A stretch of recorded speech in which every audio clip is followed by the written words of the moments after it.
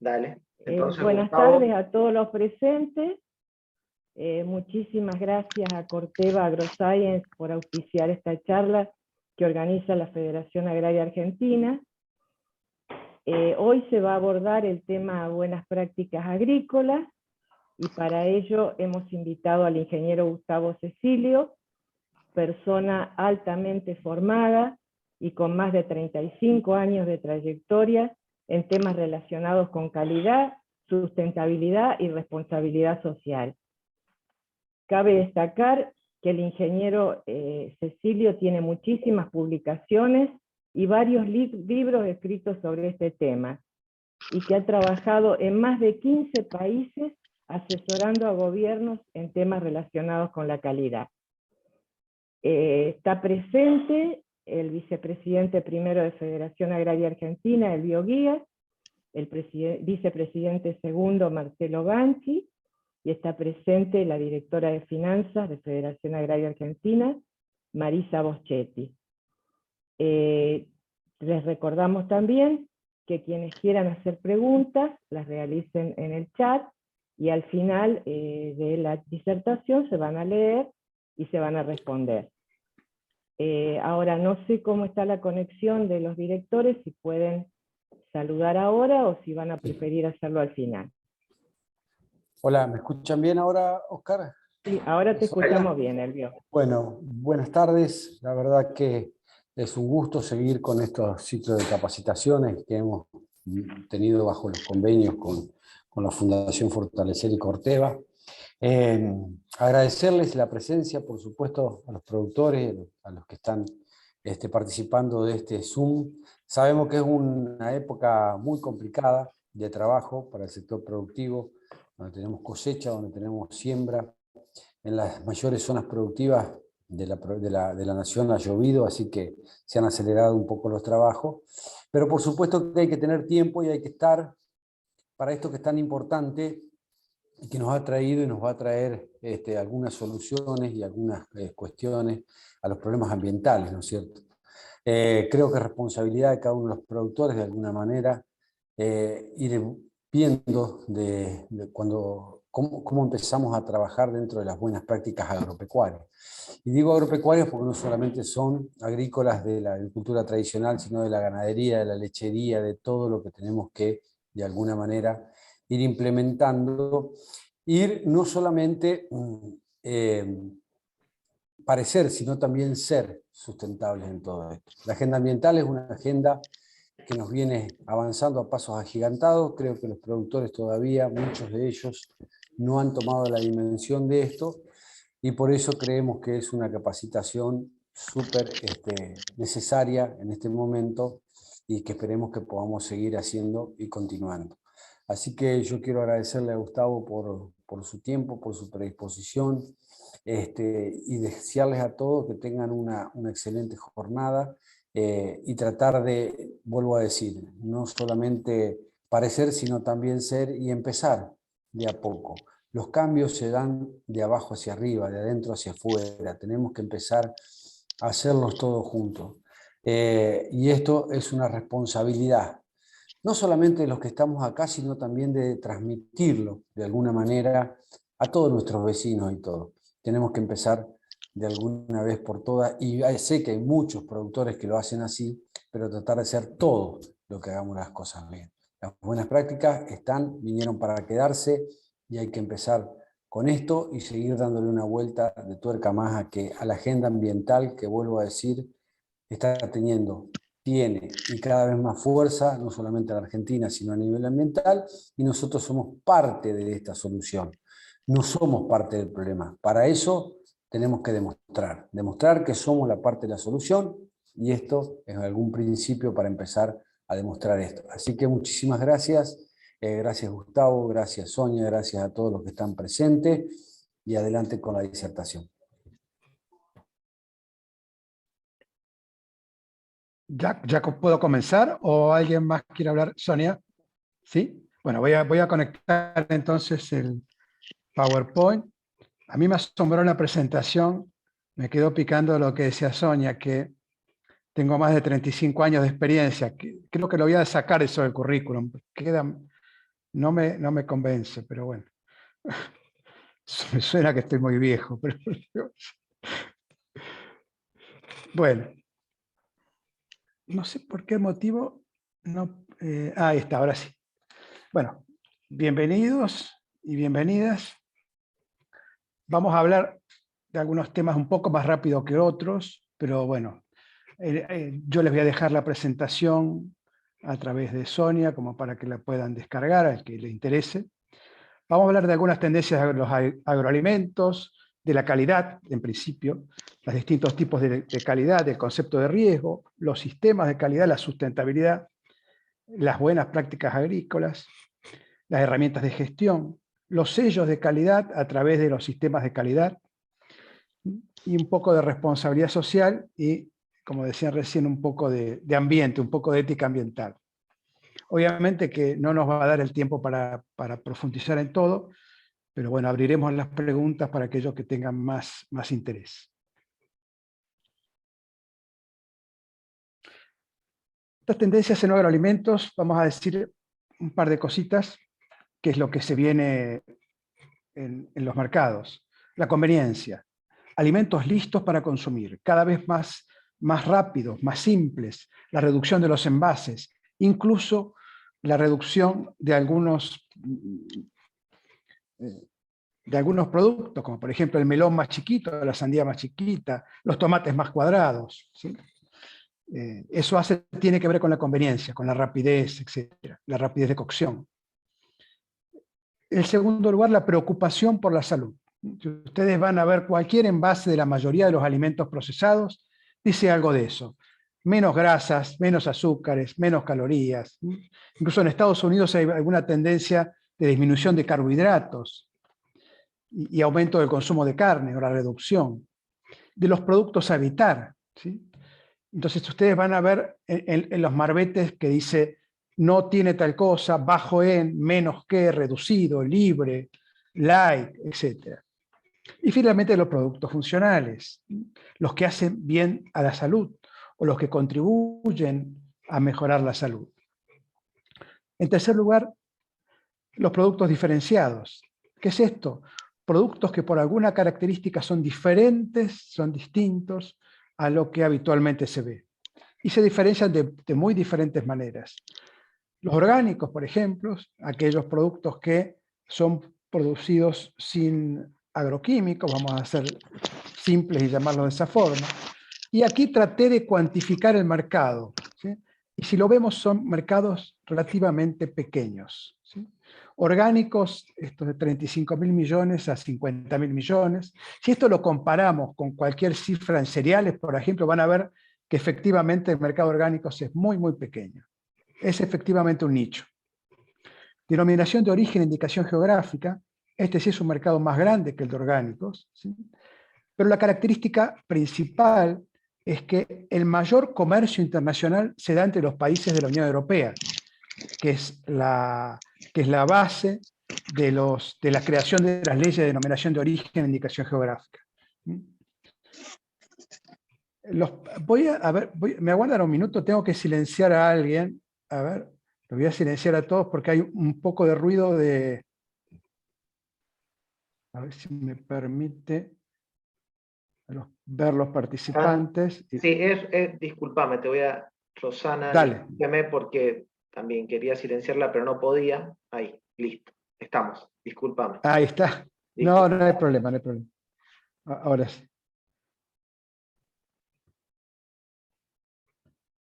Ahí está. Bueno, les decía que el mercado de denominación de origen e indicación geográfica, aunque tenemos en Argentina y en muchos países del mundo, no en todos obviamente, nosotros tenemos una ley que data del año 2000 aproximadamente, y hay ciertos acuerdos a nivel de la Organización Mundial de Comercio para aceptar o no determinados nombres, como el Roquefort, el Champagne, etc. No nos vamos a meter demasiado, pero sí aclarar que cuando se habla de mercado de denominación de origen e indicación geográfica, la mayoría de los productos existen en la Unión Europea. ¿Sí? Obviamente que nosotros tenemos denominaciones de origen, el melón de San Juan, por ejemplo, o la frutilla de Coronda y algunos otros. En tercer lugar, los productos éticos.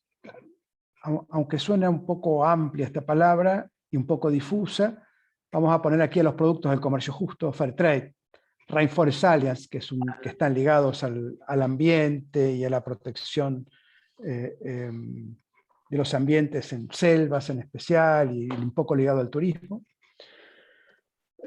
Luego tenemos aquellos productos certificados con algún tipo de protocolos, los protocolos kosher, por ejemplo, o los protocolos halal, el kosher de los alimentos para los judíos, halal para los musulmanes.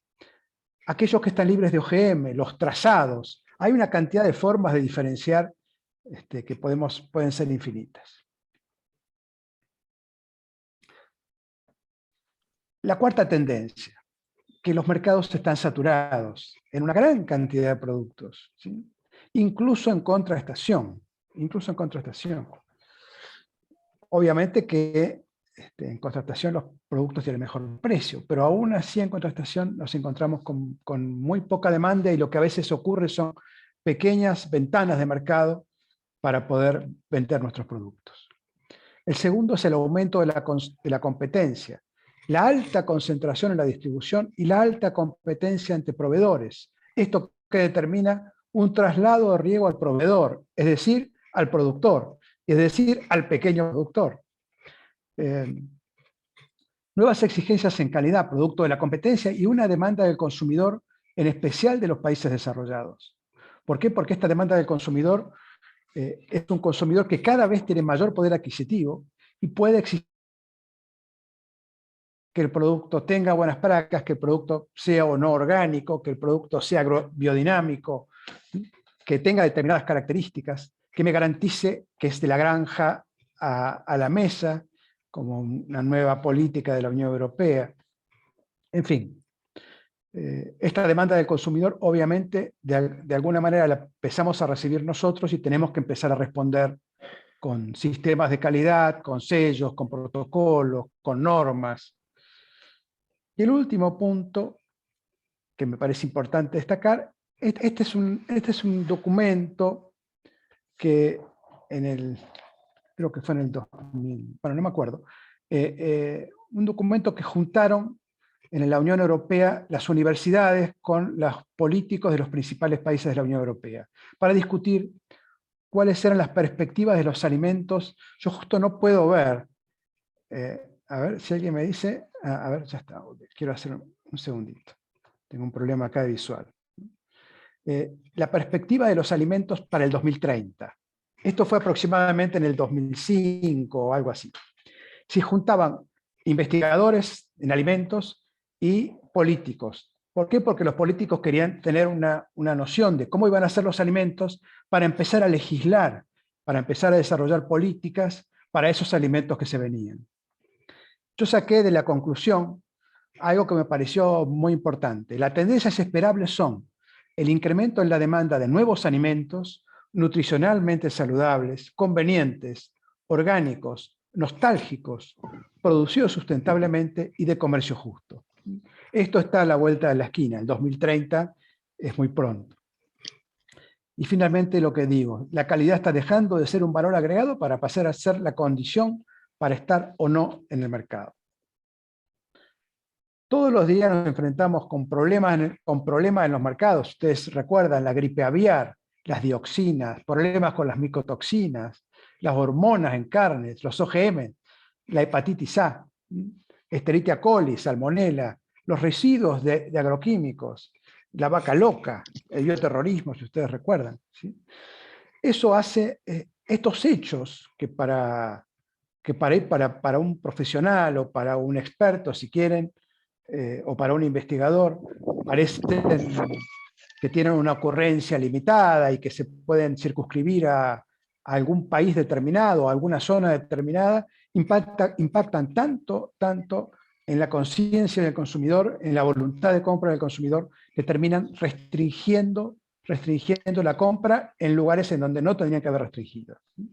Por ejemplo, si ustedes recuerdan, con la vaca loca, se dejó de comer, bajó la cantidad de carne consumida de una forma espectacular, aunque en Argentina era imposible tener vaca loca prácticamente. Y así tenemos la contaminación de alimentos con dos conceptos importantes, yo no soy microbiólogo, pero me parece importante destacarlo. Peligro.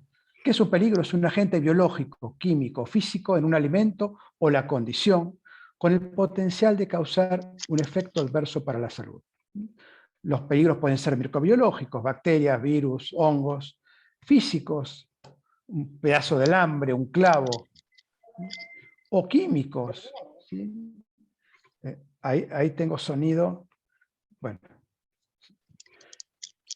ya pasó el sonido.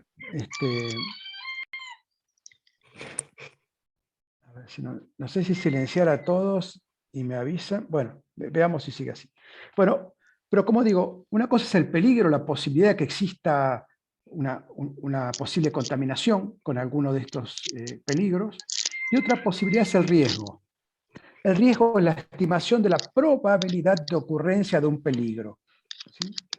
Por ejemplo, si yo tengo un clavo, porque al lado tengo, no sé, hay gente que desarma cajones y hay clavos en la harina, ¿sí? O en las manzanas o en lo que fuese. Si yo pongo un detector de metales a la salida de ese lugar, evidentemente ese riesgo es prácticamente cero. Seguramente no va a ser cero. Entonces, esta es la diferencia entre riesgo y peligro. Riesgo, si yo condiciono algunos elementos para evitar esos peligros, disminuyo esa posibilidad de riesgo y obviamente la posibilidad de contaminación. Y obviamente que la calidad tiene que ver con el lugar desde donde miramos el alimento. Esta es una imagen francesa que me parece muy interesante. Bueno, los franceses parece que comen mucho caballo, ¿no? Desde la vista de un carnicero, ¿sí? Desde la vista, el caballo desde la vista de un jinete, y desde la vista de un jugador, digamos. ¿Sí? La definición de calidad es la totalidad de opciones y características de un producto o servicio y su capacidad de satisfacer necesidades establecidas o implícitas. A ver. Creo que voy a tener que... me aguardan un segundo, voy a dejar de compartir. ¿Y silencio te parece, Oscar? ¿A todos? Para mí que o te paso el hospedador. No, porque no vas a poder seguir compartiendo. No vas a poder seguir compartiendo. No, Oscar, no, se puede, Oscar. Si vos me habilitás a mí para compartir, ¿no? Bueno, yo te hago caso a vos. No. Bueno, entonces... no sé qué problema está teniendo por ahí Rosana, que se le desactiva. Yo sé que lo desactiva, bueno, se le vuelve a activar. No importa. No hay problema. Yo silencio a todos y me avisan si quieren que le dé la palabra a cualquiera. ¿Puede ser? Sí. Ahí está. Y acá me dice, bueno, está bien. Y acá los participantes pueden reactivar su propio micrófono. O sea que cualquiera puede hacerlo. Ahí está.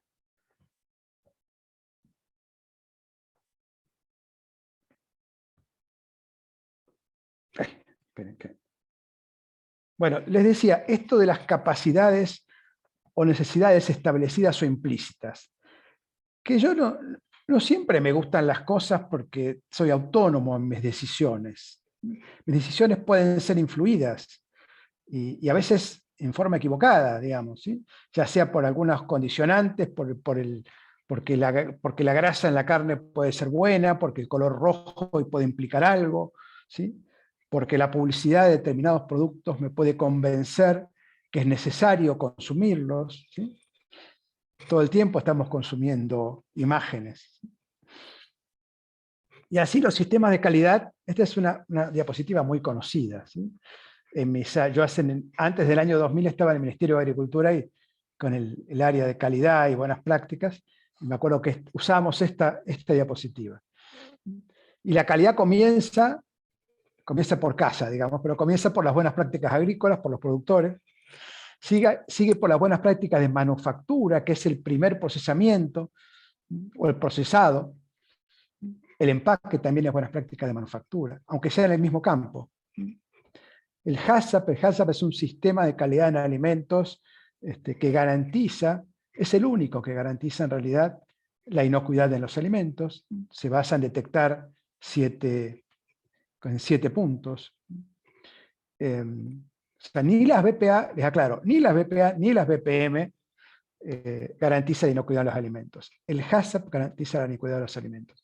Por eso para exportar algunos productos a Estados Unidos, a Europa, se exige HACCP, por ejemplo, en la carne vacuna o en los jugos a Estados Unidos, en productos procesados. En pescados es obligatorio el HACCP. Luego, otro tipo de sistemas de gestión, como el sistema de gestión ISO 9000, para un sistema de gestión en la empresa, o sistema ISO 14000 para temas medioambientales. Luego tenemos protocolos específicos de calidad, denominaciones de origen, comercio justo, códigos de conducta empresaria. Y también tenemos a nivel comercial rutas, sellos provinciales. Hace muchos años, aquí hay una persona de La Rioja, en el año creo que 2007, dimos un curso muy interesante, toda una especie de diplomado sobre calidad, donde vinieron expertos de diversos tipos. Eso terminó en un proyecto, que hay un librito por ahí, que se llamó Calidad La Rioja, ¿sí? Para mostrar a aquellos productores, a aquellos productos que tenían algún tipo de protocolo. Bueno, los sellos de calidad, si vemos la historia de los alimentos, desde el que hizo el primer fuego, digamos, vemos que los sellos de calidad tienen pocos años en el mundo. En realidad, la mayoría son de fines de los 90. La FDA y el USDA lanzaron los primeros sellos en el año 1998, Chile en 1999, Argentina empieza con las BPA en hortalizas con una normativa de SENASA en 1999. El Global Gap, antes se llamaba Eurep Gap, en el año 2000. Bueno, Australia en el 2000 también. Y veamos esto. Las buenas prácticas, esto ya es más oficial. Son acciones orientadas a la sostenibilidad económica, ambiental, social de los procesos productivos agropecuarios, que garantizan la calidad e inocuidad de los alimentos y los productos no alimenticios. O sea, son un conjunto de prácticas que tratan de garantizar alimentos sanos e inocuos, cuidando el medio ambiente, la salud de los trabajadores y la sociedad en su conjunto. Pero, como todo esto tiene una normativa, o puede tener una normativa, en el 2018 se lanzó una normativa sobre buenas prácticas y que fueron incorporadas al Código Alimentario Argentino. Estas buenas prácticas son obligatorias en frutas a partir del 2020 y en el sector hortícola a partir del 2021. Yo digo que las cosas, para obligarlas, hay que controlarlas. Lamentablemente, hoy por hoy no tenemos un control estricto, entonces podríamos decir que no hay una totalidad de la obligación real versus la obligación formal. ¿Qué implica tener buenas prácticas? Estar registrado, asegurar la inocuidad de lo que se produce, proteger el ambiente, bienestar de los trabajadores, formar y capacitar recursos humanos. Vale acá una aclaración. Hay una norma de los Estados Unidos que cualquier producto fresco que se exporte a los Estados Unidos tiene que tener una persona en la finca capacitada específicamente con una norma de buenas prácticas equivalente en los Estados Unidos, ¿no? Que es muy parecida a la nuestra. Simplemente lo que se exige es que efectivamente se pueda garantizar que una persona en el campo, en la finca, se haya capacitado con instructores certificados por esta norma. Bueno, el tema de considerar el contexto externo y externo, los proveedores, los clientes, los trabajadores y sus familias. Algunos dicen que se aumenta la rentabilidad. Yo creo que sí, en la medida que organizamos estas cosas, hay muchas menores pérdidas en el proceso. Obviamente que ser creíble, dar fe, esa credibilidad, llevar registros, trazabilidad, y esa trazabilidad en los productos, desde dónde vienen, hacia dónde van. Hay una norma que todavía sigue vigente, de la ley de bioterrorismo de Estados Unidos, que bueno, surgió luego de la caída de las Torres Gemelas, que exigía justamente garantizar la trazabilidad.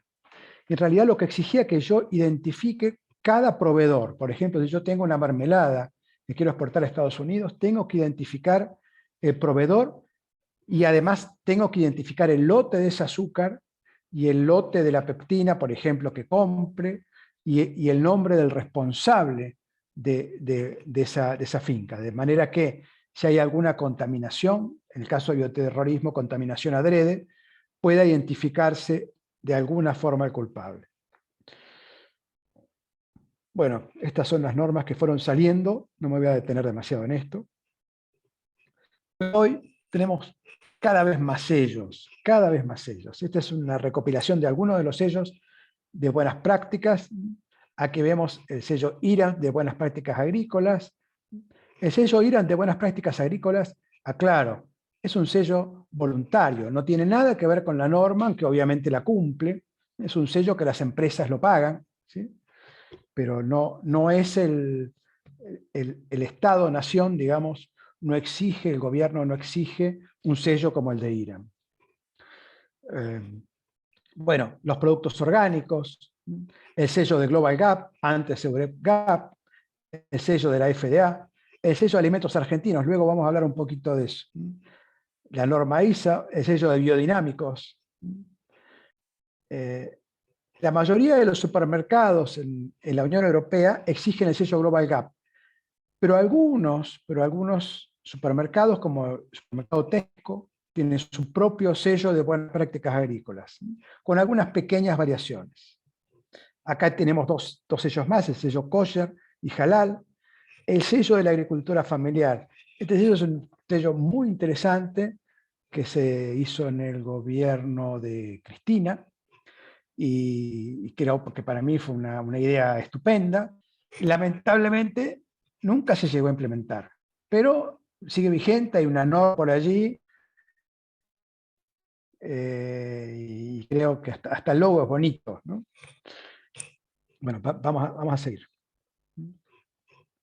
No quiero ser muy repetitivo con cosas que seguramente ustedes conocen de alguna forma, pero ¿qué promueve las buenas prácticas? Seguridad de las personas, esto es mejores condiciones de los trabajadores y consumidores, mejorar la seguridad alimentaria, medio ambiente, no contaminar suelo, el tema del manejo racional de los agroquímicos, el poder separar en un depósito no puede haber semillas y agroquímicos, tienen que estar separados, con una pared, con un divisor, absolutamente separados. Es una de las cosas que está prohibida, por ejemplo. El tema del cuidado de la diversidad, el tema del manejo de los envases. Después voy a poner una foto que tomé yo haciendo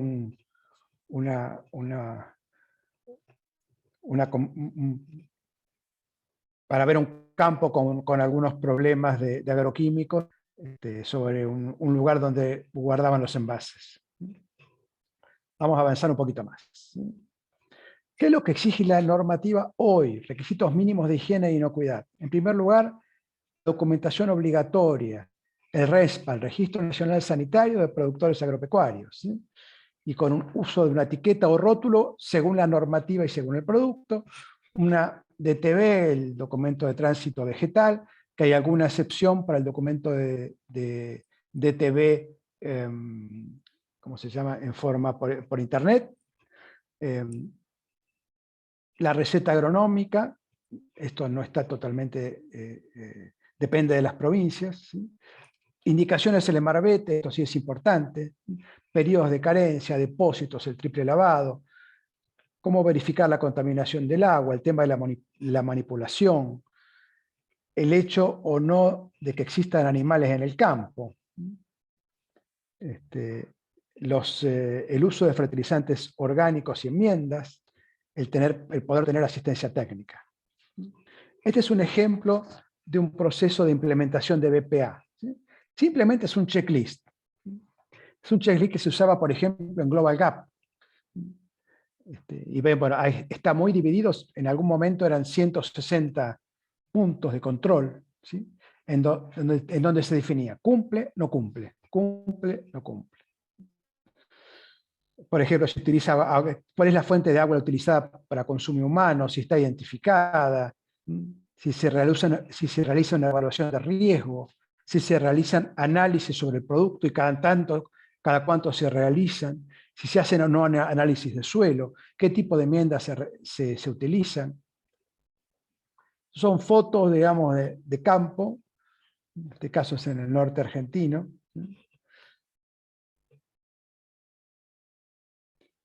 Bueno, acá ven los envases aquí trabajando en el campo. Bueno, acá vemos, esto es acelga. También, bueno. Vamos a ir un poquito más rápido con las fotos, pero bueno, esto es habitual en los lugares más hortícolas.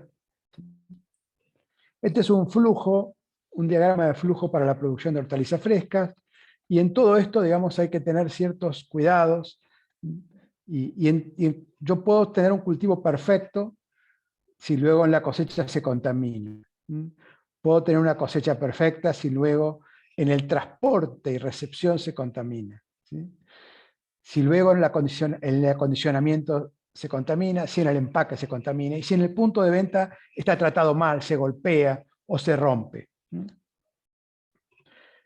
el caso de hortalizas mínimamente procesadas, por ejemplo, el caso del espárrago, con el preenfriado, con agua fría, por ejemplo.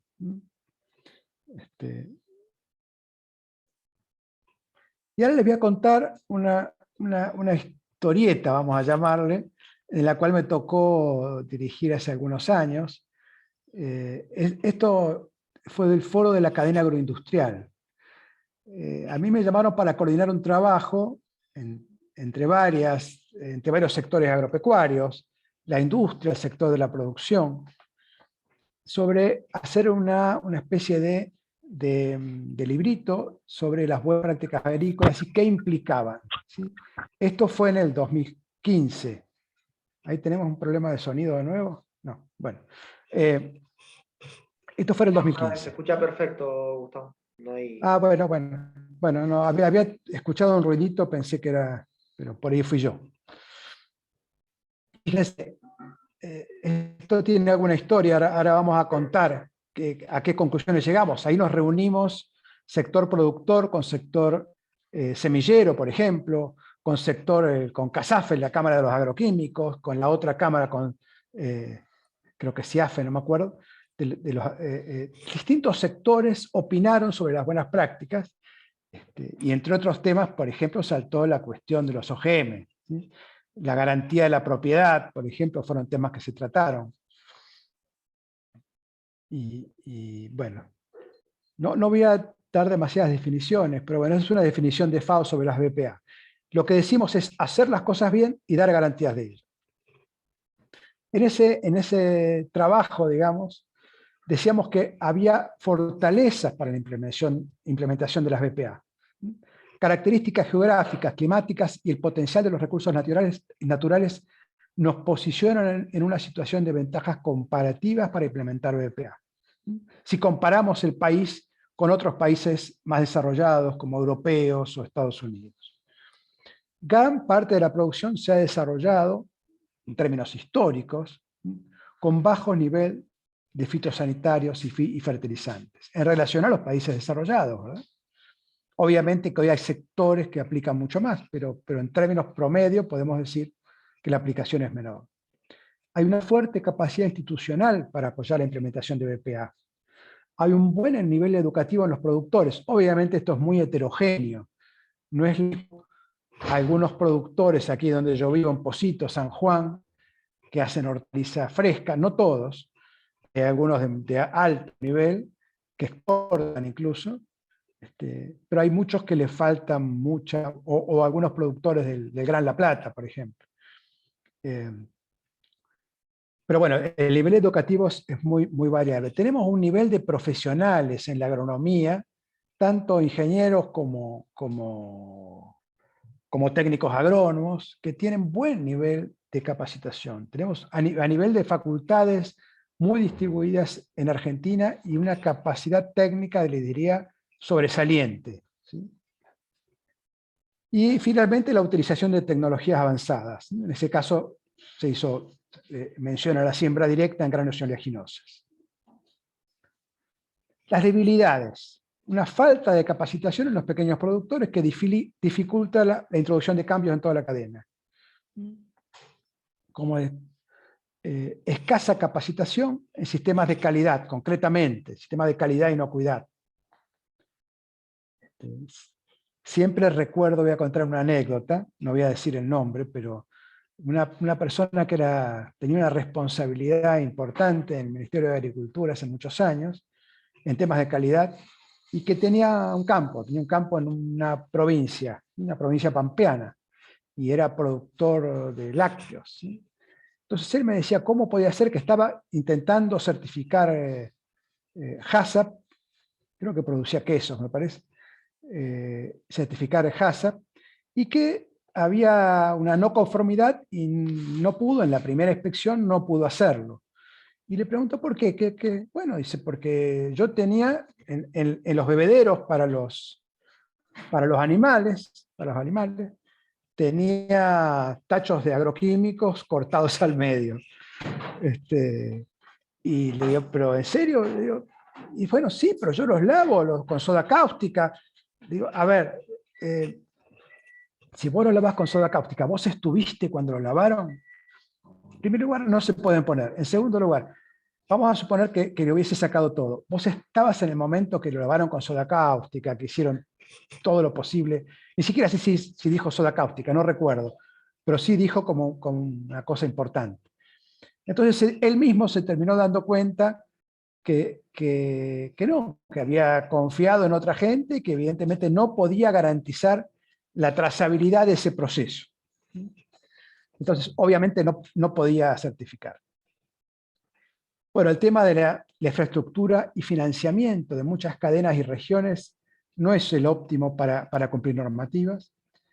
Falta de marcos normativos, eso lo hicimos en este momento. Yo creo que hoy, con estas dos normas, está mucho más claro. De todas formas, todavía hay un paso importante de que exista una norma que es obligatoria a que tenga un proceso de capacitación e implementación local. Es cierto que hoy hay muchos técnicos de INTA que están capacitando en buenas prácticas agrícolas, técnicos de SENASA que están capacitando, técnicos del Ministerio de Agricultura, nacional, provincial, que están empezando desde hace un par de años, pero no muchos, a capacitar justamente en esta normativa de buenas prácticas. Por otro lado, hay una demanda interna que reconoce estas buenas prácticas, y no todos, en realidad cada vez más, pero yo digo que los consumidores demandan. ¿Qué consumidores? Y bueno, esto es muy relativo. En la medida que aumenta el poder adquisitivo del consumidor, aumenta la capacidad y la posibilidad de discernir entre un alimento que es bueno, un alimento que es malo, un alimento que tiene un sello de calidad de un alimento que no lo tiene. Un alimento que garantiza buenas prácticas de un alimento que no garantiza nada. Un alimento que es orgánico o con bajo nivel de agroquímicos o con un protocolo específico de un alimento que no lo garantiza. ¿Por qué? Porque implementar procesos de certificación tiene un costo. Y obviamente, y esto no lo voy a decir después, pero porque habría que desarrollarlo con más profundidad, obviamente que la implementación de sellos de calidad lo que hace es segmentar, que los más pequeños sean más pequeños y que los más grandes sean más grandes, porque los más grandes tienen capacidades diferentes de implementar sistemas de calidad. Eso es cierto.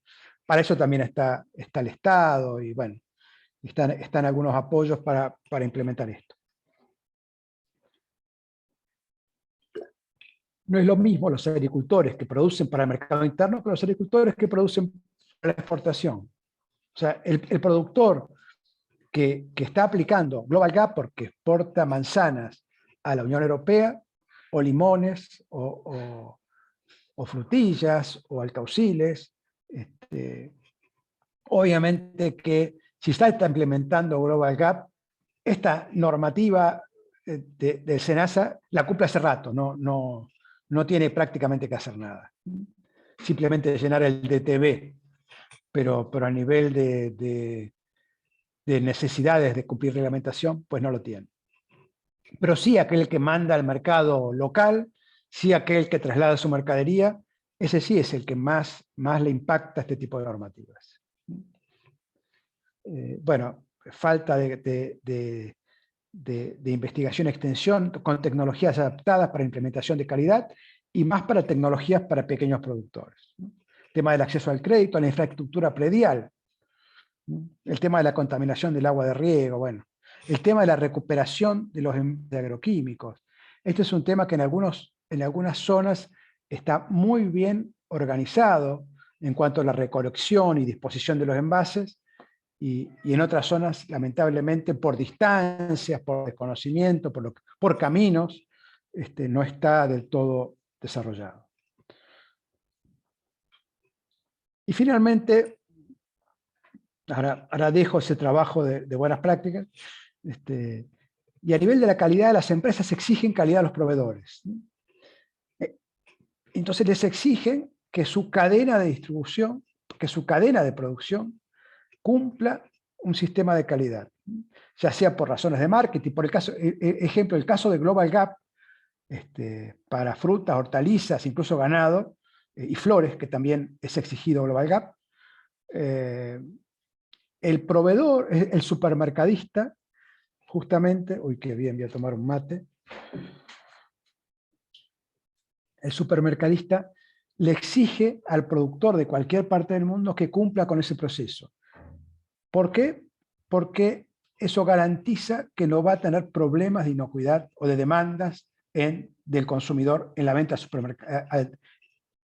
su supermercado, en su punto de venta. En la práctica, el consumidor no se entera que tiene buenas prácticas agrícolas, ¿sí? Pero por eso es que la empresa exige en la cadena. Los estándares finalmente pueden cumplir varias funciones. Efectivamente facilitan el intercambio, garantizan una calidad, homogeneizan productos, pero también restringen la competencia. Quien tiene un sello de calidad es diferente a quien no lo tiene.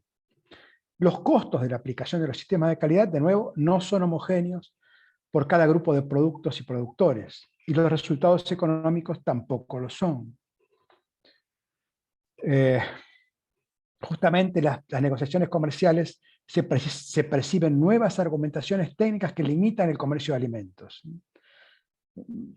La maestría que hice hace muchos años, en el 2000 por ahí, yo decía que la calidad como barrera técnica al comercio, una barrera que se impone al comercio. Si yo exijo determinados sistemas de calidad, efectivamente estoy impidiendo que algunos productores ingresen y otros no.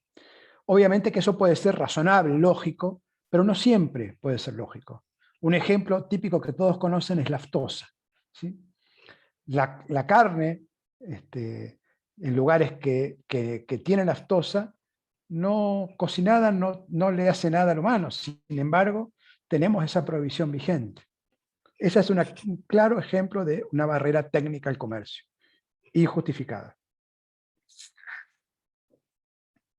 ¿Cómo vemos el futuro? Efectivamente, la demanda del consumidor es que cada vez la tenemos más cerca, la exigencia de los países importadores, los programas de prevención para la salud cada vez intervienen mal, los requisitos de la cadena de valor, en cuanto a normas voluntarias, ¿verdad? Porque normas obligatorias ya las tenemos, caso de buenas prácticas del SENASA, la presión de los actores locales de las cadenas agroalimentarias, las negociaciones que realicen los gobiernos relativas a las barreras al comercio.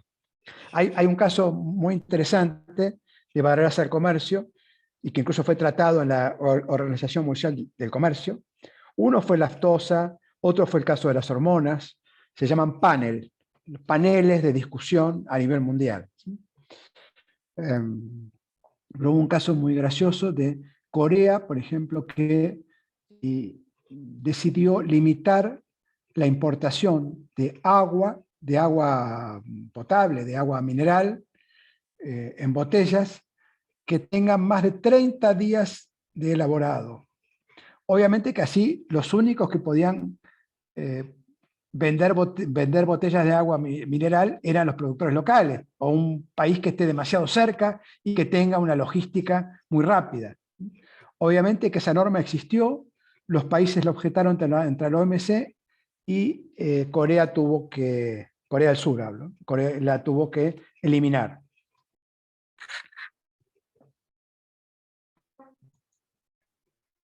Bueno, esto de la sustentabilidad, no voy a hacer demasiado a fuerza, ya lo conocimos todos.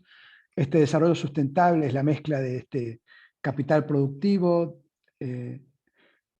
capital social, cooperación y confianza, capital ambiental, biodiversidad, suelo, agua, y el capital humano, nosotros. Esas son algunas fotos que yo tomé de algunos campos, ¿sí? En el caso de la fotografía del recipiente cuadrado, ¿sí? Esta foto la tomé yo en Río Negro, y les voy a contar el ejemplo porque me parece que tiene que ver con lo que trabajamos nosotros, lo que trabajamos con cuestiones de campo. A mí me llama, yo hace algunos años trabajaba para una empresa de agroquímicos argentina, y entonces le hacía, como consultor externo, le hacía los ensayos para probar agroquímicos y para hacer la presentación en SENASA. Entonces teníamos ensayos en un montón de lugares del país y bueno, luego los presentábamos en el SENASA con las etiquetas, con las pruebas de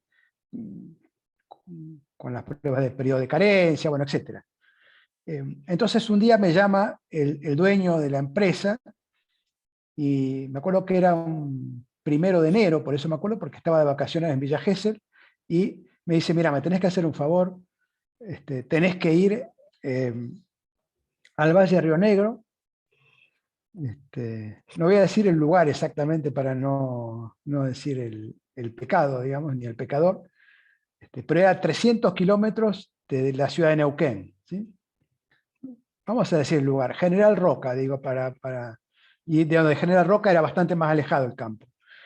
El asunto es que era una producción de perales, eran 300 hectáreas de perales bajo riego, con normas Global Gap, con normas de buenas prácticas, y estas se exportaban a la Unión Europea. A mí lo primero que me asombró era ver esos perales perfectos, sin ningún bicho, sin ningún nada. Era un suelo pelado con las plantitas de peral y las peras que recién empezaban a crecer. El asunto es que había un exceso, aparentemente un mal producto, yo no me acuerdo exactamente si era mercaptotión, no me acuerdo, creo que era un insecticida, si no es mercaptotión es alguno parecido, y que aparentemente habría causado un problema de pérdida de hojas, y bueno, yo hice el cálculo, obviamente,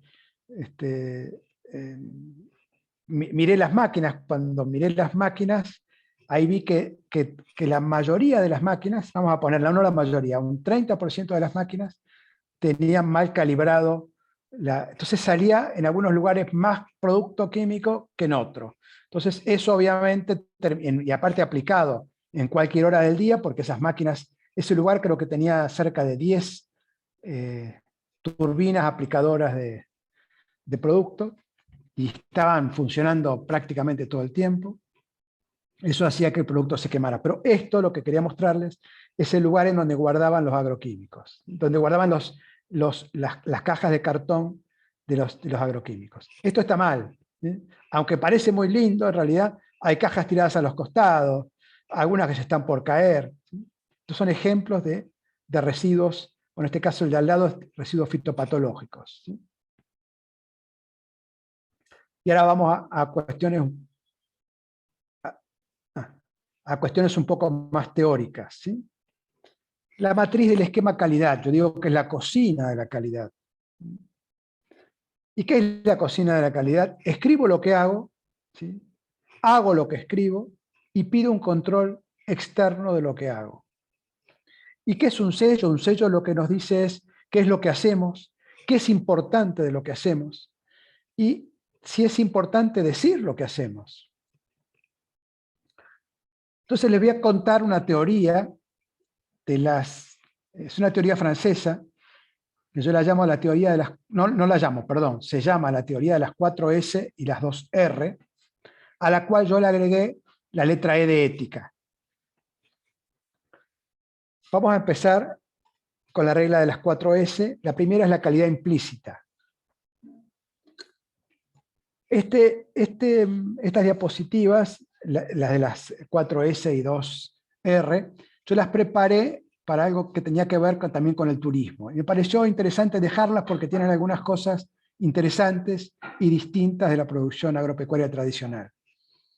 Bueno, la calidad implícita, la primera, que es la que abarca las 2 primeras S, se dice que el alimento no puede generar daño ni engaño. Es algo evidente y esencial.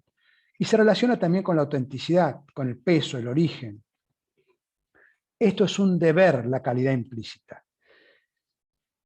Y tiene que ver con la salud, esto es con el valor nutritivo de los alimentos, esto es, yo aspiro que los alimentos, o sea, que el tomate tenga vitamina C, por ejemplo, que la naranja tenga vitamina C, que el alimento tenga determinada fibra. Luego también tenemos la derivación, los alimentos funcionales. A nivel del turismo podemos hablar de las termas que hacen bien a la salud, o los spas. La segunda S, la S de seguridad, es la inocuidad. Justamente lo que queremos son alimentos seguros. Si no es seguro, no es alimento, decíamos en el Ministerio de Agricultura. También tiene que ver con el residuo de agroquímicos, también tiene que ver con la sanidad de los alimentos. Y aquí entran las BPA, pero también entran las BPM. Y también a nivel de turismo, el COVID, eso vino a acelerar algunos procesos de control en los alimentos y en los procesos de manipulación de alimentos en los hoteles, en el agroturismo incluso. Luego encontramos la calidad definida por atributos de valor. Y la primera es la calidad explícita, es lo que el consumidor declara. Y declara las 2 siguientes S. La S de satisfacción, que el consumidor elige según los 5 sentidos. Huele, oye, degusta, toca. Es lo que se llama la calidad organoléptica. Y es a nivel de turismo lo que en algunos dieron en llamar la geografía del gusto. Por ejemplo, uno no puede visitar Argentina sin dejar de comer una parrillada, o ir a Mendoza o a San Juan y tomar un vino, o ir a la ruta del olivo, o ir a alguna ruta del queso, por ejemplo. Algunos decían, ¿cómo puede ser el olor del alimento, si es interesante, el gusto, si yo lo toco, si está blando, si está duro? Pero el tema de la audición, si lo oigo o no lo oigo, ¿puede determinar un alimento que esté bueno o no? Bueno, los que saben elegir sandía, yo no, cuando la golpean pueden saber si está buena o está mala, si está pasada o todavía está bien. La cuarta S es la S de servicio, que tiene que ver con algo que ya hablamos antes, la comodidad, la facilidad, la economía del tiempo, la conservación. A nivel de turismo tiene que ver con la atención al cliente. Y luego entramos a algo un poquito más avanzado en calidad, que es la 2R. La regularidad, y que tiene que ver que todo lo anterior tiene que estar disponible cuando yo lo voy a comprar. Y obviamente se relaciona con la estacionalidad. Con la estacionalidad y con la disposición de la oferta. Justamente hace muchos años hicimos unas encuestas con la Fundación Fortalecer para ver cómo ofrecían los productos, los pequeños productores en las casas de alimentos regionales en la capital, en Buenos Aires. Y una de las cosas que habíamos visto es que muchos productores tenían muy buenos productos, pero en muchos casos o lo ofrecían una vez y después desaparecían, o volvían a los 2 meses. Entonces, esta regularidad siempre es importante. Y la última R, la R de rêve, que en francés significa ensueño, y que tiene que ver con el placer y el prestigio de comer algunos alimentos. Y obviamente que tiene que ver con la cultura. Y también tiene que ver con los productos diferenciados. Por ejemplo, las frutillas de Coronda, o las mieles con denominación de origen, o el melón con indicación geográfica, o las rutas alimentarias, o el patrimonio, el tema de la cultura, el turismo nostálgico. A nivel del turismo, esto se puede asociar con las experiencias memorables, aquello que se puede contar. Y tenemos algunos sellos, no vamos a entrar demasiado profundamente, pero el sello Alimentos Argentinos es un buen ejemplo de esos alimentos diferenciados. ¿Qué es este sello Alimentos Argentinos? Yo estuve en el inicio de cuando se trabajó con este sello, a inicios de los 2000, y lo que trataba de hacer es el equivalente a este otro sello que ven aquí, que es el Label Rouge, ¿sí? El Label Rouge es el de los alimentos, de los sellos de calidad de la Unión Europea, es el alimento top, es el mejor alimento, es el más reconocido. Entonces, el sello de Alimentos Argentinos se reconoce especialmente en algunos productos. Ahora hay muchos protocolos de muchísimos productos. Obviamente que este sello tiene un costo, aunque el sello dicen que es gratuito, la certificación tiene un costo. A diferencia del orgánico, que las certificadoras aquí en Argentina están cobrando un fee sobre el valor de venta, esto no se puede cobrar, pero sí tiene el costo de certificación. Y hay certificadoras que están habilitadas para certificar este sello. También les muestro por aquí algo interesante. Este sello que ven aquí, el sello de calidad suprema de México, es exactamente igual que el de Alimentos Argentinos o el Label Rouge. Son buenas prácticas aplicadas en alimentos mejor diferenciados o de mejor calidad que otros. Y a este proceso de 4S y 2R, yo le agregué la letra E de la palabra ética, o lo denomino la nueva calidad, que son las nuevas exigencias en el mercado. Y que yo las agrupé en 3 grandes rubros. Las creencias religiosas, por ejemplo, respetar los alimentos para los judíos, los kosher, los halal, o a nivel de los alimentos ancestrales, ejemplo, la quinoa en el norte de nuestro país, bueno, y muchos otros. El segundo grupo, los sistemas basados en criterios de justicia y responsabilidad social. Comercio justo, fair trade, también apreció el turismo justo. La ética en la etiqueta. Lo comento, la ética en la etiqueta porque me parece un ejemplo interesante. Se aplica en el sector textil, en la Unión Europea, y que lo que hace es un sello que tiene una torta de distribución de los beneficios. En la torta indica, por ejemplo, que el 10% se lo llevó el productor de algodón, el 15% el que lo hiló, el 20% el transportista, el 50% el comerciante final. Bueno, eso es lo que hace la ética en la etiqueta. Un ejemplo muy interesante. Bueno, Rainforest Alliance, el FSC es también un sello para productos, para bosques y productos maderables, y sellos de responsabilidad social empresaria. Sobre esto hay mucho para hablar, tendría días o semanas para hablar sobre el tema, pero tenemos poco tiempo. Y algo vamos a hablar al final de esto si nos da el tiempo. Y finalmente los que están basados en una forma de producir, y a nivel de turismo, una forma de hacer o servir. El caso de los productos orgánicos, los productos sustentables, las buenas prácticas certificadas, la agricultura certificada en su momento de APRESID, la soja sustentable también de los grupos holandeses que han implementado esta certificación aquí en Argentina y en varios países de América Latina, en Asia también, etc. La certificación de la huella hídrica o la huella ecológica, bueno, tenemos mucho para decir. Un aspecto que, y ya nos queda poco, que estamos terminando, que yo quería tratar, porque es poco tratado, es el de la ética ambiental, ¿sí?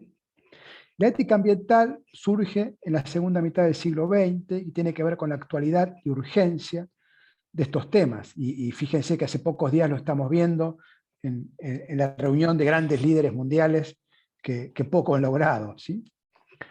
La definición dice que la reflexión racional y práctica sobre los problemas derivados de la relación del hombre con la naturaleza. hay una redefinición de la ética para incluir a la naturaleza, y hay que replantear la relación del ser humano con otros seres vivos. ¿Por qué? Porque cuando hablamos de ética estamos hablando de una ética para los hombres. En cambio, la ética ambiental es una ética que relaciona el hombre con todo lo que lo rodea. Y la ética ambiental tiene 3 tipos de problemas. Los problemas, a ver un segundito.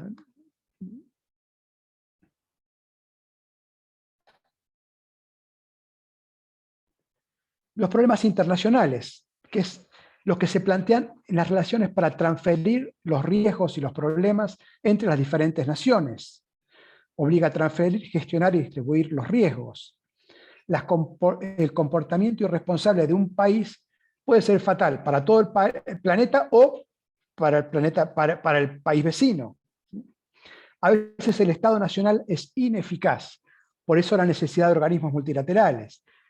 El efecto invernadero, el calentamiento del planeta, el calentamiento de los mares, la lluvia ácida, el agujero en la capa de ozono, la deforestación que genera impactos a nivel mundial, los accidentes radioactivos que provocan impactos en otros países, en otros lugares, etc.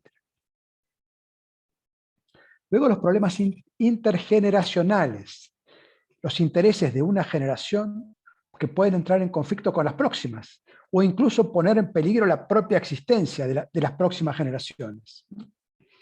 Y acá hay un principio un filósofo que habla del Hans Jonas, que habla del principio de responsabilidad. Y que dice, obra de tal manera que no pongas en peligro las condiciones de continuidad indefinida de la humanidad en la Tierra. Eso se relaciona con un principio ético de Kant, un filósofo del siglo XIX. Bueno, la primera y más grande obligación del hombre es que la vida humana siga siendo posible, ¿sí? Y ejemplos de este tipo de los problemas intergeneracionales es la degradación del suelo.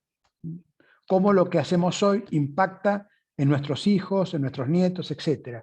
Y también otro ejemplo muy claro es la pérdida de biodiversidad. El tercero de los problemas de la ética ambiental son los problemas interespecíficos que afectan la relación del hombre con otras especies y entre las especies entre sí en su conjunto. Y acá se plantea un tema complejo, ¿sí? ¿Un ser vivo tiene el mismo valor que otro ser vivo? Independientemente si sea una vaca, una bacteria o un pececito que no es comestible que está en un mar X, ¿sí? ¿Debe otorgarse a estas especies el mismo valor? ¿O existe cierta gradación? ¿Y esa gradación quién la da? El ser humano. Entonces, hay un dilema que le llaman el dilema del antiespecista. El especismo, una especie, tiene más valor que cualquier otra. Y el antiespecista lo que dice es, no, momento, todas las especies valen lo mismo.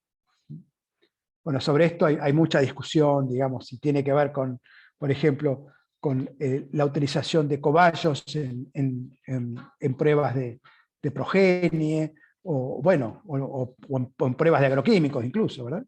O de ratas, etc. Y ahora sí nos metemos un poquito en responsabilidad social.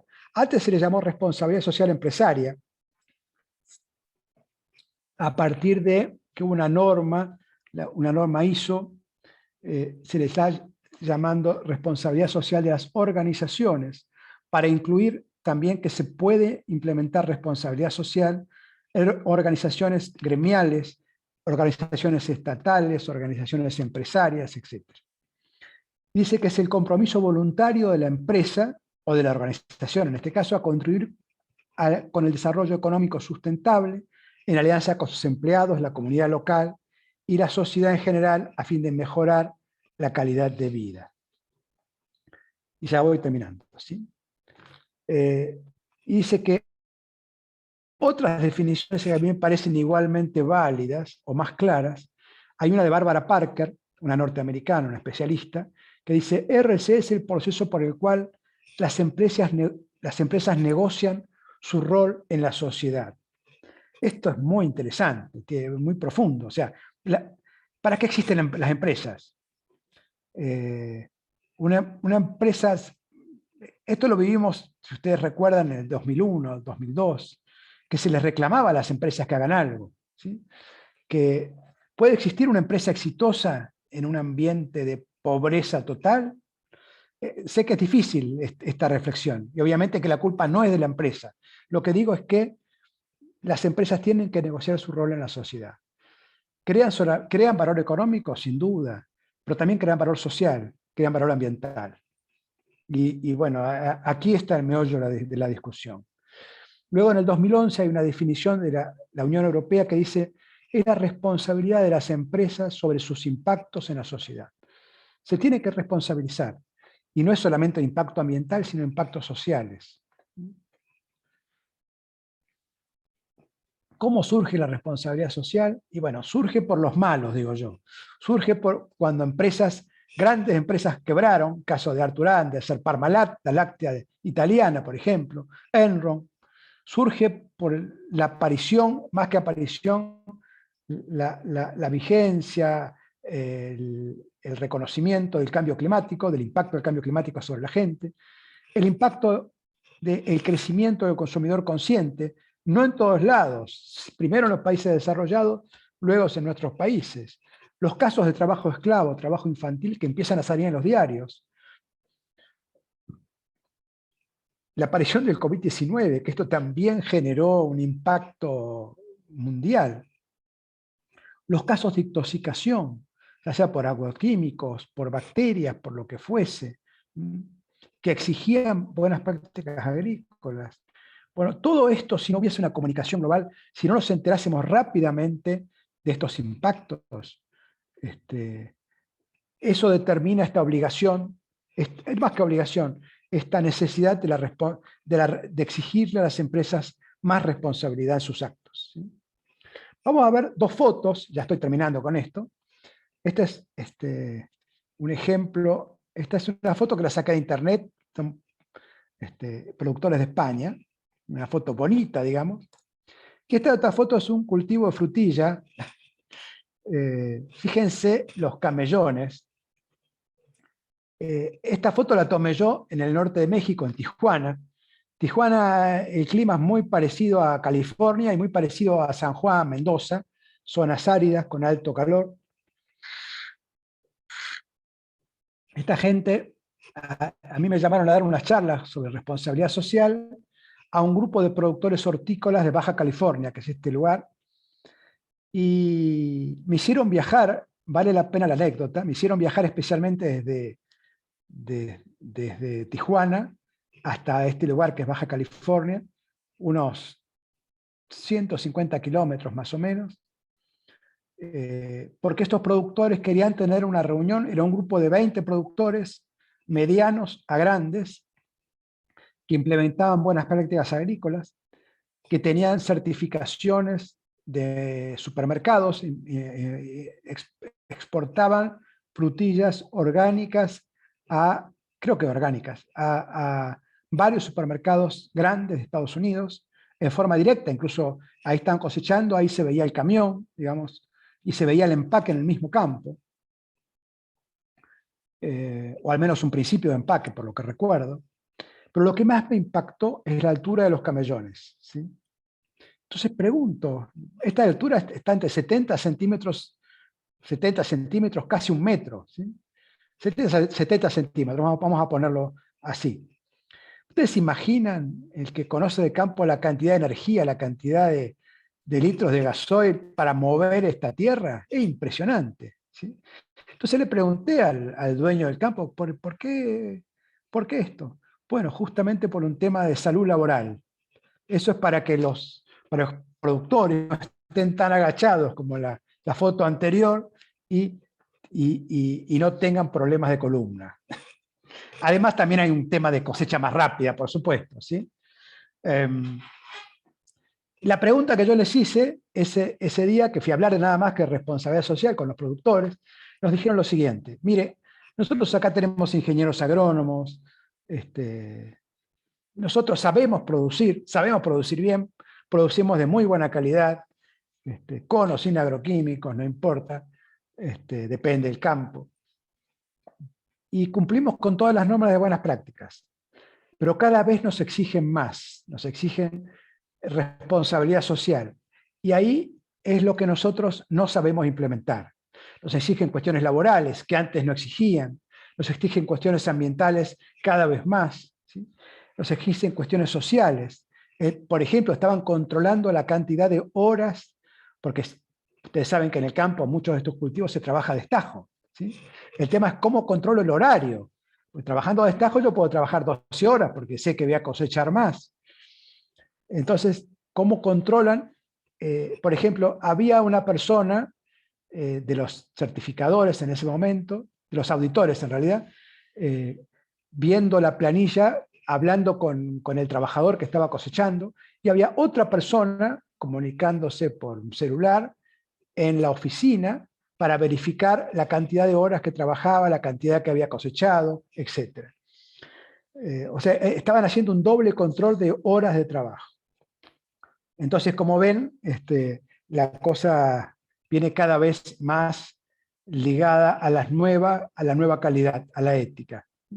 Esto que estoy viendo aquí, creo que es la última diapositiva, es el Pacto Global de Naciones Unidas. El Pacto Global de Naciones Unidas, y lo menciono porque es un certificado gratuito, digamos, es un protocolo de responsabilidad social empresaria, es el más grande que hay en el mundo, y se agrupa en 4 ejes: derechos humanos, derechos laborales, medio ambiente y anticorrupción. Tiene 10 principios agrupados en estos 4 ejes. Al noviembre del 2021 había 20.000 empresas. En Argentina, hasta ayer que revisé este dato, hay 426 empresas certificadas. Bueno, en México hay 600, bueno, no importa, ¿sí? Este es un certificado que yo lo que digo es que es una declaración de bueno que se da uno mismo, porque no hay un protocolo de certificación, no interviene una certificadora, simplemente es una declaración que cumplo los 10 principios, y todos los años tengo que informar en forma pública a través de la web, a través de la página de Naciones Unidas, de qué forma yo cumplo estos 10 principios. Y yo creo que, gracias, ya con esto terminé. Después les voy a pasar el PowerPoint, y bueno, y ahora si quieren estoy disponible para preguntas para los que quedaron. Bien. Si es que quieren hacer alguna pregunta. En chat no estamos teniendo No. ninguna pregunta. No sé, ahí Elvio está pidiendo la palabra. Sí, quiero, brillante Gustavo, la verdad, con mucha tarea por delante, con muchas dudas también.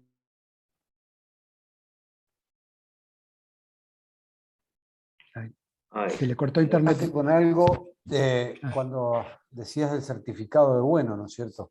Y a eso Sí. me quiero referir un poco.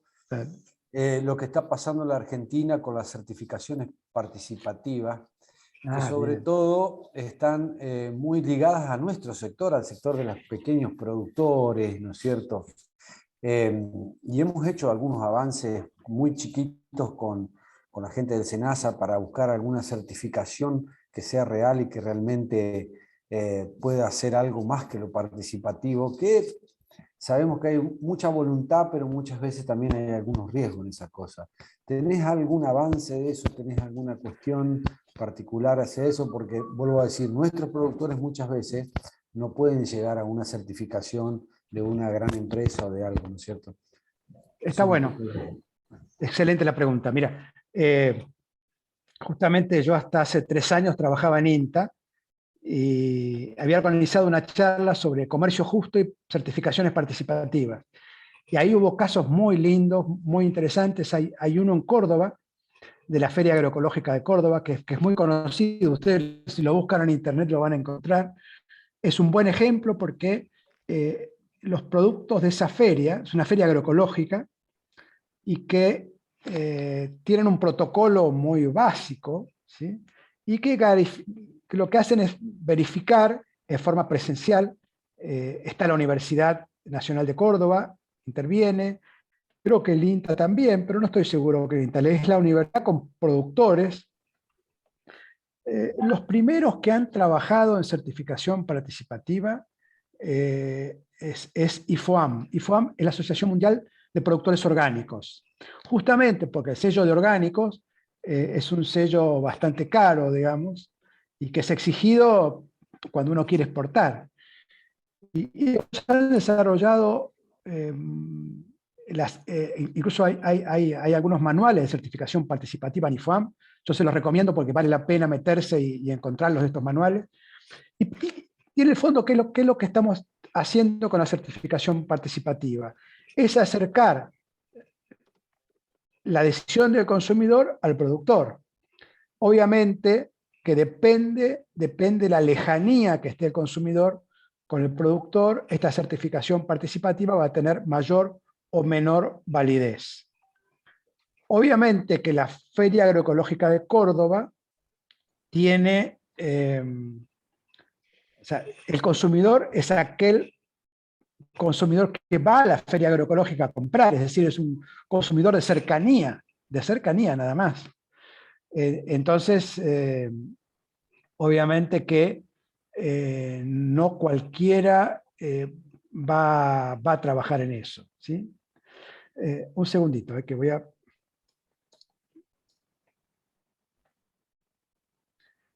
Ahora sigo. Entonces, si yo quiero vender en cercanías, les diría que una certificación participativa es muy válida. Ahora, ¿quién puede certificar? Y ahí vamos a una cuestión que para mí es medular y con la que yo vengo insistiendo hace años. ¿Quién da garantía de confianza? ¿Quién da garantía de confianza? Para el consumidor de la Feria Agroecológica de Córdoba, la garantía de confianza la da, en este caso, la Universidad Nacional de Córdoba, ¿sí? Con un grupo de técnicos.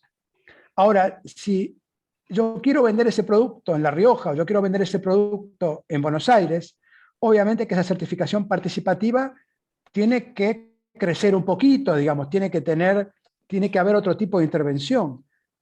Pero tal vez baste con la Universidad de Córdoba. Yo digo que hay un papel que las universidades que podían abaratar costos, que fue parte de mi discusión siempre, digamos, las universidades, las ONG. En su momento lo hemos trabajado incluso con Fortalecer en Federación Agraria, parte de un trabajo de hace muchos años que surgió con un sello que fue muy, muy interesante de Fortalecer, digamos, que fue posterior a mi trabajo en Fortalecer, ¿no? Y que las organizaciones, por ejemplo Federación Agraria, puede dar efectivamente garantía de confianza. Habría que ver hasta dónde podemos llegar. Yo diría, bueno, sería bueno enganchar a algunas universidades. ¿Por qué no? ¿Por qué no? Algunas ONG que den cierta, diría, garantía de confianza. Algunas ONG ya sabemos que son pagas, que responden a algún interés. Bueno, depende para quién y por qué. Pero de nuevo, es muy valioso y podríamos hablar mucho. Esta certificación participativa, por ejemplo, uno la puede ver en Paraguay o en Brasil, la red Ecovida en Paraguay, pequeños productores que se han unido, ¿sí?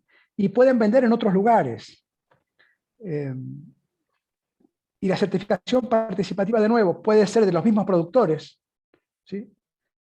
Porque puede ser válido que un producto... Y eso es lo que hace la certificación agroecológica en Córdoba. Los primeros que van a ver son los mismos productores. Si está trabajando bien, si aparentemente es inocuo, si tendría, entre comillas, las buenas prácticas. ¿Sí? No la normativa de ministerio, sino unas buenas prácticas que uno está viendo que el alimento está bien trabajado, que es inocuo, que no hay perros en el momento del empaque, por ejemplo. Algunas cuestiones básicas de lavado de manos, por ejemplo, eso es importantísimo en un empaque de productos hortícolas, ¿sí? Si yo no tengo donde lavarme las manos, es un problema. Pero bueno, de nuevo, ¿quién da esa garantía? Es muy importante, pero puede ser de nuevo una ONG, las universidades. Me encanta la idea, tenemos universidades muy valiosas y muy locales también, ¿sí? Y muy locales también. Entonces podemos utilizarla, tenemos que utilizarla. Aparte tenemos material de primer nivel en las universidades. Los mismos estudiantes pueden hacer prácticas certificando a los productores. Creo que tenemos mucho por hacer, ¿sí? Y acá me dicen, la Universidad de La Plata trabajaron con certificación participativa y la FAUBA lo mismo. Están trabajando muy bien. En Entre Ríos están trabajando bastante, en Santa Fe también algo parecido. La zona de La Plata también. Hay muchos casos, en los últimos años les diría, hay muchos casos muy valiosos de certificación participativa. No sé si Ahí también eso responde a agrega tu pregunta. Lorena que desde la UCA nos interesaría, dice, participar de los procesos de certificación. Nos pasa un contacto por si nos interesa, así que lo vamos a tomar. Excelente, excelente. Perfecto. Excelente. Muchas gracias, Lorena. Es una cuenta pendiente en muchos de los lugares, ¿no es cierto? Más allá de algunos modelos, como decía Gustavo recién perfectamente, que están funcionando y bien. En la mayoría de las provincias, lo que están funcionando son los institutos de lo que es bromatología, el ICAP en Entre Ríos, por ejemplo, que son un poco los que están dando eso. Y creo que sería una herramienta buena para poder mostrar que estamos haciendo las cosas bien realmente y fehacientemente, ¿no es cierto? Por eso le preguntaba si también SENASA, porque habíamos intentado en algún momento empezar con alguna certificación en algunos productos, y la verdad que el tema del Estado es muy lento, y por eso aparecen estas cosas que se dan de certificaciones así que me parece perfecto de poder en la UCA también empezar a trabajar con eso, y es necesario para que nuestros productores tengan ese valor agregado, y pensando perfectamente lo que decía Gustavo. O sea, los consumidores están cada vez más exigentes, cada vez están mirando más las cosas. Europa está adelantado, nosotros todavía venimos atrasados, pero creo que es un desafío que tenemos que, más allá de las cuestiones económicas, vaivenes, impositivos y todo lo demás, la cuestión de cómo podemos diferenciar a nuestros productores con, como decía, no solamente la certificación de orgánicos, sino nuestros productos, procesos ancestrales, en el caso de la papandina o en el caso, como decía él. Bueno, un montón de cosas que podemos trabajar. Yo te agradezco, Gustavo, la verdad que ha sido una excelente disertación. No sé, Sonia, cómo seguimos acá. Así que no sé si hay más pedidos, más preguntas, Oscar, en el chat. Ahora no estoy viendo más preguntas y no Por estoy ahí viendo tampoco pedidos de palabra. Pueden levantar la mano quien quiera. Yo levanto la mano. Un comentario adicional a lo que decía Elvio. También hay sellos que son muy interesantes, con mucha experiencia en varios lugares de América, y que tienen que ver con otras cuestiones. Por ejemplo, los productos hechos por mujeres. O los productos hechos por la agricultura familiar, o los productos hechos por determinadas etnias, o los productos hechos sin trabajo infantil, cuando lo destacan, digamos, cuando se asocian a determinados problemas, ¿sí? Que tiene que ver con lo social. Hay muchas formas de diferenciar, no solamente por el color de la frutilla o por el tamaño del tomate, digamos, sino por cómo están hechas las cosas. Sí, ahí un comentario más, ¿no es cierto? Da para charlar horas y horas, porque la verdad que es un tema apasionante, un tema que está candente, que está muy en tapete, y me ha tocado discutir en el Congreso, y me ha tocado discutir con algunos otros el tema de la famosa ley de humedales, ¿no es cierto? Que creo que es un debate que tenemos que dar. Y los otros días lo discutía con el ministro de la provincia y le decía que el humedal en la provincia de Entre Ríos, que abarca 1.200.000 hectáreas, debería ser una ventaja competitiva y no un problema. Y ahí donde debería estar la certificación y donde debería estar el Estado presente y donde deberíamos hacer las cosas perfectamente bien junto con los productores, y creo que es el cambio y lo que empezamos a hacer con esta charla y empezar a pensar estas cosas. O sea, no pensar siempre el lado malo o que el árbol nos tapa el bosque, sino que de alguna manera empezar a ver en esa sinergia que nos puede dar el país que tenemos, la rica diversidad que tenemos, estas ventajas que necesitamos hacia el mundo y que tenemos que empezar a demostrarlas, no solamente parecer, sino ser, como decía al principio. Así que, Gustavo, excelente. Gracias, gracias. Bueno, hay muchísimos comentarios elogiosos, sobre la disertación. Quería aclarar que quienes quieran el PDF que se pasó aquí de PowerPoint, lo pidan a fortalecer@fortalecer.com.ar, que se los vamos a mandar. Y bueno, de mi parte, muchísimas gracias a todos. Bueno, excelente. Les agradezco en nombre de Fortalecer, de Corteva, de Federación Agraria, de toda la gente que ha hecho posible esto. Creo que este es un principio, tenemos que seguir en este trabajo, en este círculo virtuoso, de ver cómo producimos más, mejor, y sobre todo, Gustavo fue muy claro, mirando qué es lo que necesita el consumidor y demostrando que sabemos hacer las cosas bien, que podemos hacer las cosas bien, cuidando el medio ambiente, produciendo y sobre todo siendo sustentable. Sustentable en un círculo que sea virtuoso. Así que yo les agradezco enormemente, Gustavo, muy bueno. Y la verdad, seguimos a disposición. Los que necesiten el Power y ojalá pues, nos encuentren nuevamente a corto plazo, siguiendo, debatiendo estas cosas y ya empezando a decir que estamos certificando participativamente con la UCA y con todo lo demás, que es lo que realmente necesitamos para empezar a demostrar que lo que hacemos lo hacemos bien. Muchísimas gracias. Muchísimas gracias. Gracias a ustedes. Te voy a devolver. Solamente para... Te voy a devolver el anfitrión, Oscar.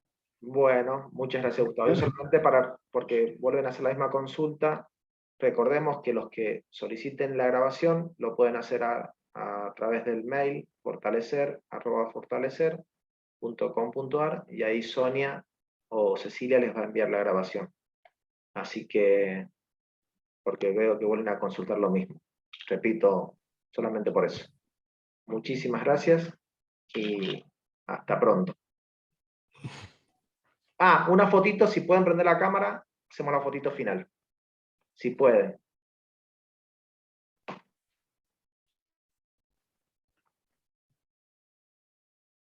Si sale muy oscuro, no se preocupen, ya saben por qué.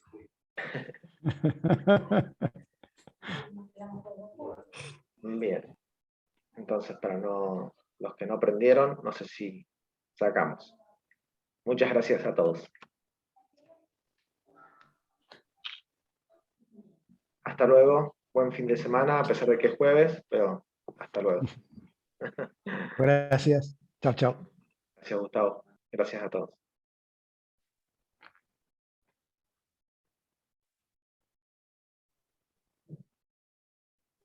Bueno, no sé